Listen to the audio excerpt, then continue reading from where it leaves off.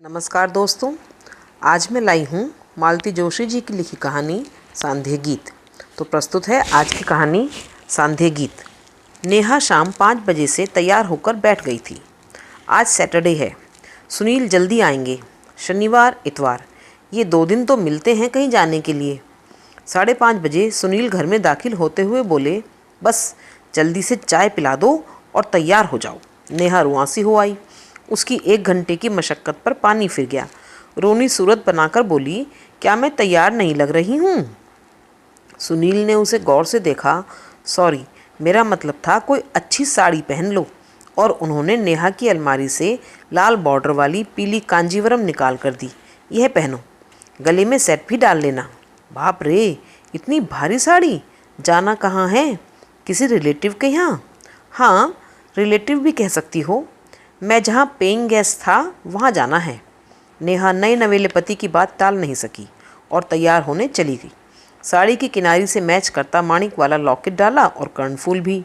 नेहा पूरे रास्ते सोचती रही कि क्या इस तरह सज धज कर जाना अच्छा लगेगा। कहीं वे लोग ये ना सोच लें कि अमीरी का रौब डालने आई है। जो अपने दड़बे में एक कमरा किसी तीसरे के लिए खाली कर देते हैं, उनकी आर्थिक मजबूरी वह समझ सकती है। ऐसी जगह गहनों कपड़ों का प्रदर्शन क्या ठीक रहेगा? उसका मन संकोच से भर उठा था। गाड़ी एक भव्य व खूबसूरत बंगले के सामने जाकर रुकी।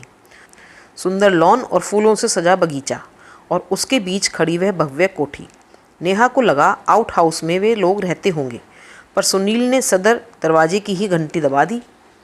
एक लड़के से नौकर ने दरवाज़ा खोला। हेलो छोटू, आंटी कहाँ हैं? भीतर से आवाज़ आई, आओ, तुम्हारा ही इंतज़ार हो रहा है। नेहा ने देखा, सुरुचिपूर्ण सजे हुए ड्राइंग रूम में आभिजात्य की प्रतिमूर्ति एक महिला बैठी स्वेटर बुन रही हैं। सुनील को कहना नहीं पड़ा। नेहा ने आगे बढ़कर उनके पैर छू लिए। उसका माथा चूमकर ढेर आशीर्वाद देते हुए बोली, सुनील, बड़ी सुंदर बहू लाए हो भाई। नेहा शर्म से लाल हो गई। अपना सजना संवरना उसे सार्थक हुआ लगा। तभी एक लहीम शहीम महिला कमरे में दाखिल हुई। नमस्ते बुआ जी, सुनील ने कहा तो नेहा ने भी नमस्ते कर ली। तभी आंटी ने ठहोका दिया, बुआ जी हैं? नेहा ने इशारा समझकर उन्हें प्रणाम तो कर लिया, पर वह उन्हें इस घर से नहीं जोड़ पा रही थी। उन्होंने 50 का नोट उसे देना चाहा तो उसने कातर दृष्टि से सुनील को देखा। आंटी बोली, ले लो, बड़ों का आशीर्वाद लौटाया नहीं करते। बुआ जी ने उसकी बलैयाँ लेते हुए कहा, छोटू, हमें बताइन कि सुनील बाबू नई बहुरिया के संग आए हैं, तो हम कहीं कि हम देखाइब। कैसी लगी? सुनील ने शरारत से पूछा। बहुत सुंदर है, बुआ जी बोली। आंटी से बोली, सुनील बाबू, भोजन तो करी है ना? कछु स्पेशल बनी का? जरूर, पहले चाय तो पिलाइए। वे भीतर चली गईं तो सुनील ने कहा, बुआ जी का काम बड़ा जोरदार है। She is hard task master. Kitchen ऐसी मुस्तैदी से संभालती हैं कि कुछ देखना नहीं पड़ता, और इन्हें बहुएं रसोई में पाँव नहीं देने देती थीं। सोचो। इतने में छोटू चाय ले आया। ऐसा करो, तुम इसे अपना कमरा दिखा दो, मैं किचन में देख लूँ। मैं कुछ करवाऊँ? नेहा ने पूछा। नहीं, अगली बार तुम्हारी मदद लूँगी, पर तब कांजीवरम मत पहनना। मैं अक्सर सूट पहनती हूँ, पर आज इन्होंने जिद की कि साड़ी पहनो। उसने बिल्कुल ठीक किया। नई बहू ऐसे ही अच्छी लगती है। थैंक यू सुनील, तुमने मेरा इतना मान रखा। नेहा को लगा जैसे उनकी आवाज़ हल्के से काँप गई हो। सुनील के साथ ऊपर आई तो चकित रह गई। घर है कि महल? 4 विशाल bedroom, attach toilet, dressing room और बालकनी के साथ। बाहर की तरफ चारों कमरों को जोड़ती हुई विशाल बालकनी, जो तरह तरह के गमलों से सुसज्जित थी। हर चीज़ साफ सुथरी, सुरुचिपूर्ण। यह तो 3 स्टार होटल है। मैं तो पता नहीं क्या सोच बैठी थी।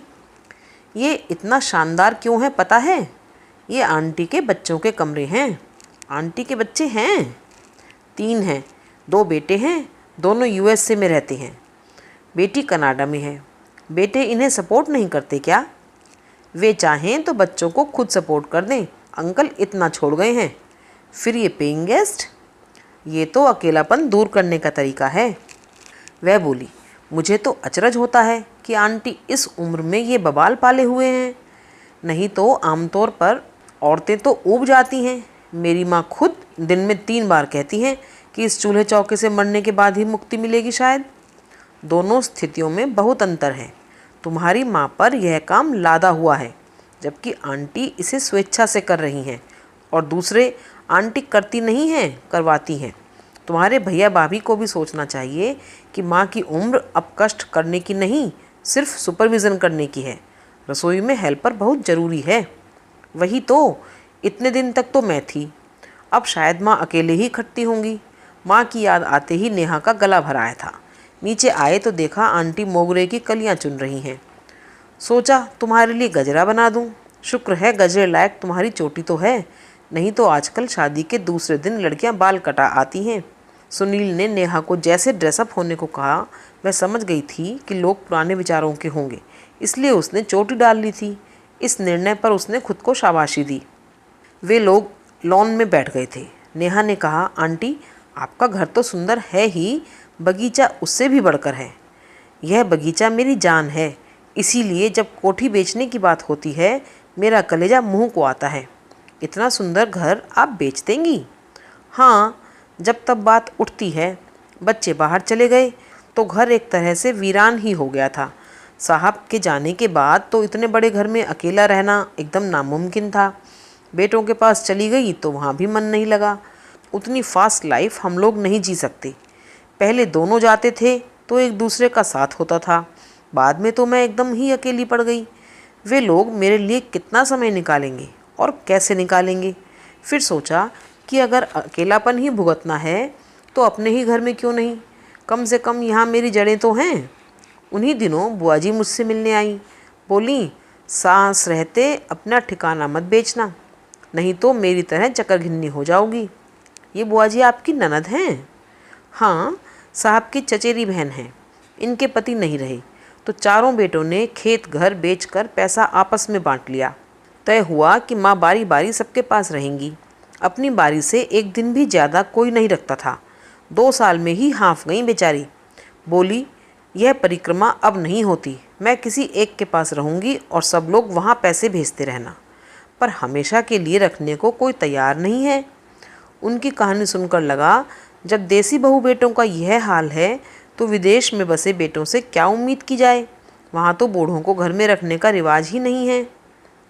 इसलिए गेस्ट हाउस शुरू किया। हाँ, यही समझ लो, अकेलापन काटने का कोई तो साधन चाहिए। आप सोशल वर्क नहीं करती? सुनील ने आंखें तरेर कर नेहा की ओर देखा। सोशल वर्क मतलब झुग्गियों में जाकर पढ़ाना? ना बाबा, मैं घरेलू औरत, घर बच्चे यही मेरी ज़िंदगी रही है। ना कभी क्लब ज्वाइन किया, ना सत्संग में रुचि रही।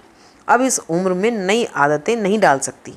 आंटी, मैं कह रहा था कि आंटी जो कर रही हैं वह बड़ा पुण्य कार्य है।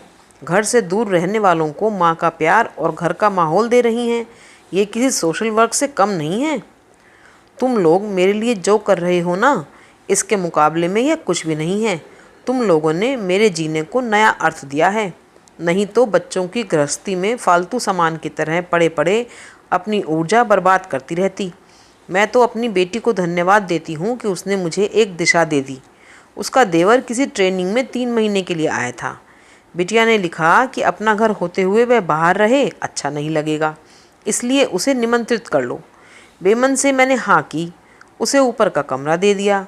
दोपहर का खाना वह फैक्ट्री में खाता था, पर सुबह का नाश्ता और रात का खाना यहीं होता। साहब की मृत्यु के बाद मैंने रसोई में झांकना छोड़ दिया था। अब बेमन से देखना शुरू किया तो आश्चर्य कि मुझे उसमें रस आने लगा। मैं तरह तरह के नाश्ते बनाने में जुट गई। रात का डिनर शाही होने लगा। 1-2 बार मैंने उसके मित्रों को दावत दे डाली। फिर उनमें से एक ने यहाँ रहने की इच्छा जाहिर की और सिलसिला चल पड़ा।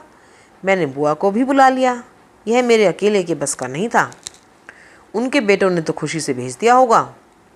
बिल्कुल, उन्हें लगा कि चलो बला टली, पर मैंने उन्हें नहीं छोड़ा। सबसे कहा कि माँ के लिए हर महीने पैसे भेजो। मैंने उनका एक अकाउंट भी खुलवा दिया है ताकि वक्त पर काम आए। अब ननद भौजाई मज़े में हैं। अच्छा आंटी जी, भैया लोग आएंगे तो परेशानी नहीं होगी? नेहा ने पूछा। अरे, वे लोग आते ही कितना हैं, और आएंगे भी तो हमारे पास कितना रहेंगे। चंद दिनों की रौनक के लिए मैं घर को स्थायी सन्नाटा नहीं दे सकती। बातों में वक्त कैसे बीत गया पता ही नहीं चला। आंटी के ड्रीम हाउस के पंछी एक एक कर घर लौटने लगे। तब समय का भान हुआ। सबने सुनील और नेहा का स्वागत किया। उनको पता रहा होगा, क्योंकि कोई बुके लाया था तो कोई आइसक्रीम का फैमिली पैक। खाना शाही था। इतनी बड़ी डाइनिंग टेबल नेहा ने पहली बार देखी थी। आंटी ने बताया कि उनके घर में हमेशा इतनी पार्टियां होती थीं कि यह मेज़ भी छोटी पड़ जाती थी। टेबल को सुरुचिपूर्ण ढंग से लगाया गया। सुनील और नेहा की थालियों के सामने सुंदर रंगोली की गई थी। खाना तो सुस्वादु था ही, बुआ जी की स्पेशल कचौड़ी व खीर भी गजब की बनी थी। शादी के बाद नेहा कितनी जगह जा चुकी थी, पर ऐसा सहज आह्लादपूर्ण वातावरण कहीं नहीं मिला। यह घर ऐसा था कि यहाँ बार बार आने की इच्छा हो रही थी। चलते हुए आंटी ने चंदेरी साड़ी, बिछुए और चूड़ियाँ दी। उसने प्रणाम किया तो अंक में भरकर बोली, आती रहना, बेटे मेरे बहुत हैं, पर बहू फ़िलहाल अकेली तुम ही हो। आना तो है आंटी जी, आपसे कितना कुछ सीखना जो है। रास्ते भर उसके दिमाग पर खुशनुमा माहौल जारी रहा। उसने आंटी से कहा था कि आपसे बहुत कुछ सीखना है, पर उसका मकसद खाना बनाने से नहीं था। उसे तो आंटी से जीने की कला सीखनी है। कितनी खूबसूरती से उन्होंने अपनी एकाकी जीवन संध्या को आलोकित कर लिया है। उनके अपने छूट गए हैं, पर अपनी ममता का संचित कोष लुटाकर उन्होंने फिर से एक परिवार बसा लिया है। उसके रहते वे कभी अकेली नहीं होंगी। अभी आप सुन रहे थे मालती जोशी जी की लिखी कहानी सांधे गीत। यह कहानी आपको कैसी लगी हमें कमेंट बॉक्स में ज़रूर बताइएगा, और अच्छी लगे तो ऐसी ही और कहानियाँ सुनने के लिए हमारे चैनल को लाइक एंड सब्सक्राइब ज़रूर कीजिएगा। धन्यवाद।